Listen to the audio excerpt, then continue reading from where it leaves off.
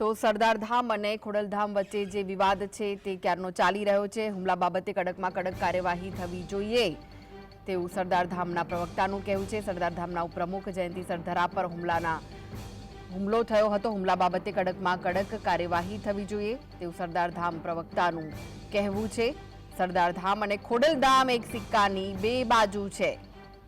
તો સરદારધામ અને ખોડલધામને કોઈ બંદૂક કે વિવાદ નથી, તો પછી કેમ હુમલો કરવામાં આવ્યો તેને લઈને પણ પ્રશ્ન ઉઠી રહ્યો છે. બંને સંસ્થાઓ શૈક્ષણિક કાર્ય કરે છે,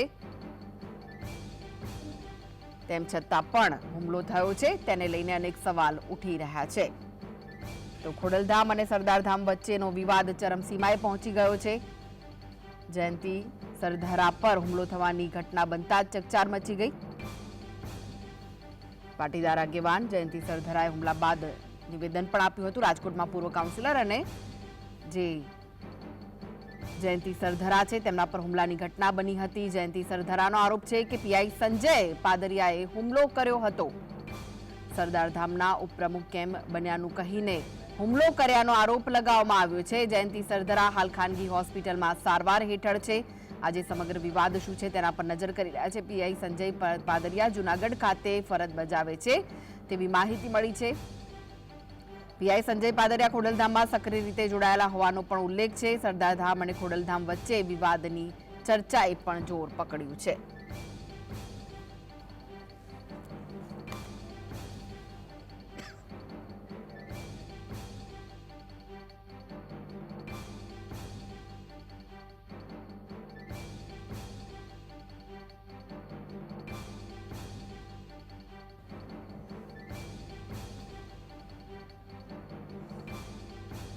તો આ વિશે જ વધુ વાતચીત માટે આપણી સાથે જોડાઈ ગયા છે સહકારી આગેવાન છે પુરુષોત્તમભાઈ પીપળિયા.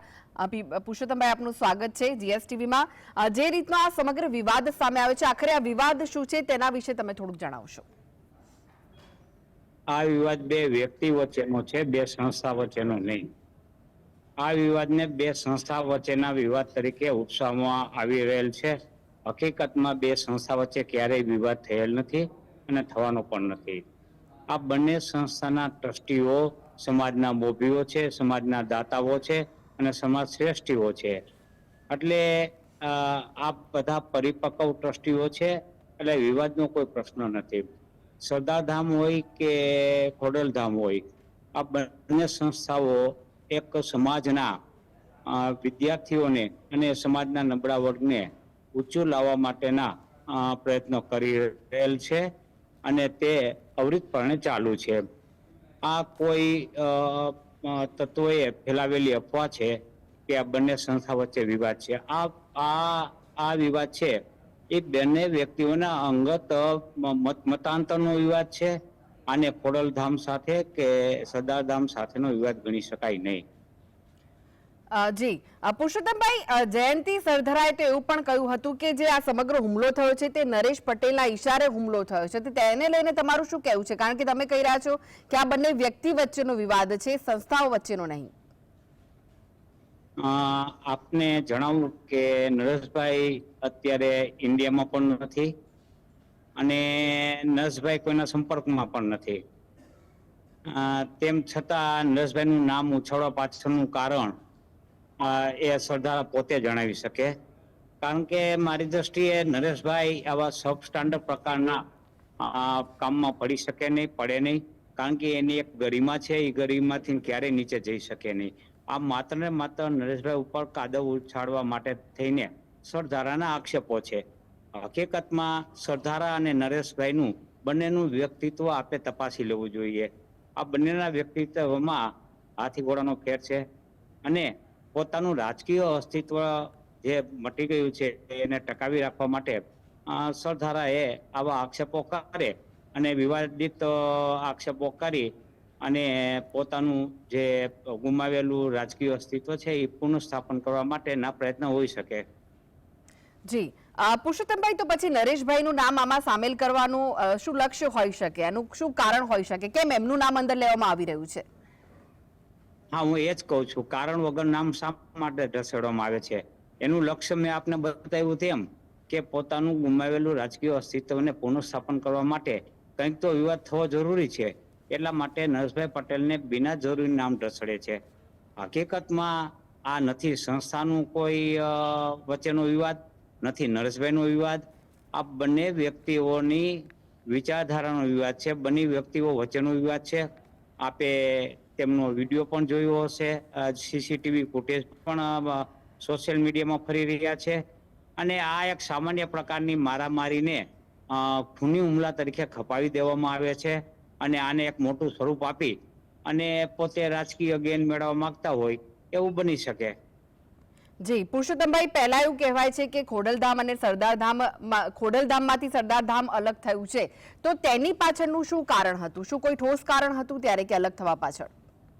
નહીં, ખોડલધામમાંથી સરદારધામ અલગ થયું જ નથી. ખોડલધામની રચના થઈ, પછી સરદારધામની રચના થઈ અને સરદારધામના પણ અલગ ટ્રસ્ટીઓ છે, ખોડલધામના પણ અલગ ટ્રસ્ટીઓ છે અને બંને પોતપોતાનું સારી રીતે કામગીરી કરી રહેલ છે. એકબીજાના કોઈ હરીફ નથી. બંને સમાજના વિદ્યાર્થીઓને ઉચ્ચ શિક્ષણ પ્રદાન કરવા માટે અને સમાજને ઊંચો લાવવા માટેની સારી પ્રવૃત્તિ કરી રહેલ છે. એ એકબીજાના હરીફ નથી પણ એકબીજાના પૂરક છે અને હરીફ તરીકે દર્શાવવા મારી દ્રષ્ટિએ એ સમાજની પ્રતિષ્ઠાને નુકસાન કરવા બરાબર છે.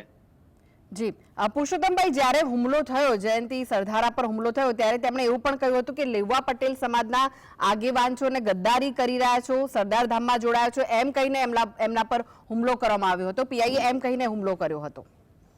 એ વાત એમની છે, એ મારી દ્રષ્ટિએ ઉપજાવી કાઢેલી છે.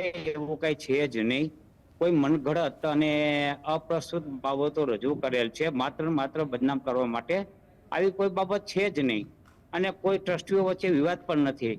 બંને ટ્રસ્ટીઓ, બંને સંસ્થાના ટ્રસ્ટીઓ ઘણા સમારંભમાં ભેગા બિરાજમાન હોય છે અને એકબીજાના વિચારોની આપલે કરતા હોય છે.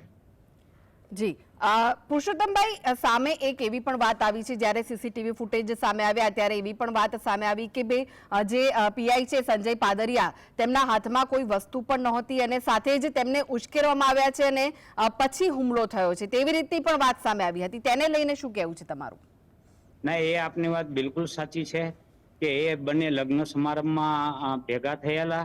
ત્યાં કોઈ પણ બાબતે બંને વચ્ચે મતભેદ થયેલો, પછી એને ઉશ્કેરીજનક શબ્દો કહેતા અને વિડીયો જોતા એની ઉશ્કેરણી છે, જે ઘાયલ થયા છે એની ઉશ્કેરણી છે એ પ્રદર્શિત થાય છે. તો મારી દ્રષ્ટિએ ઉશ્કેરણી કરવાથી આજે એક પીઆઈ કક્ષાના માણસ છે, એનામાં પરિપક્વતા 100% હોય અને એ કાયદાથી બરાબર જાણકાર હોય, એ આવું કૃત્ય કઈથી કરી શકે નહીં. તેમ છતાં એમને ખોટી રીતે સંડોઈ દેવા માટે એક સામાન્ય મારામારીને ખૂની હુમલા તરીકે ખપાવી દેવા માટે આ ફરિયાદ કરેલ હોવાનું સ્પષ્ટપણે જણાય છે. જી પુરુષોત્તમભાઈ, તો પછી જયંતિ સરધારા કેમ આવા આક્ષેપો કરી રહ્યા છે? પીઆઈ પર હોય કે પછી ખોડલધામ પર કે પછી નરેશભાઈ પટેલ પર કેમ આવી રીતે કીચડ ઉછાળી રહ્યા છે? તે કેમ આવા આક્ષેપ કરી રહ્યા છે? શું લાગી રહ્યું છે આપને? મેં પહેલા જ કહ્યું કે પોતાનું રાજકીય અસ્તિત્વ જે ગુમાવી દીધેલ છે, જે કોર્પોરેટર તરીકે હતા તે પછી એમનું કોઈ રાજકીય અસ્તિત્વ રહ્યું નહોતું અને એ રાજકીય અસ્તિત્વને પુનઃસ્થાપન કરવા માટે એને આવું કરેલું હોય એ સ્વાભાવિક છે. બાકી કોઈ ઇસ્યુ મારી દ્રષ્ટિએ નથી. જી જી જી પુરુષોત્તમભાઈ, જીએસટીવી સાથે વાતચીત કરવા માટે આપનો આભાર. તો સમાચારના પ્રવાહમાં આગળ વધીએ તે પહેલા લઈએ બ્રેક.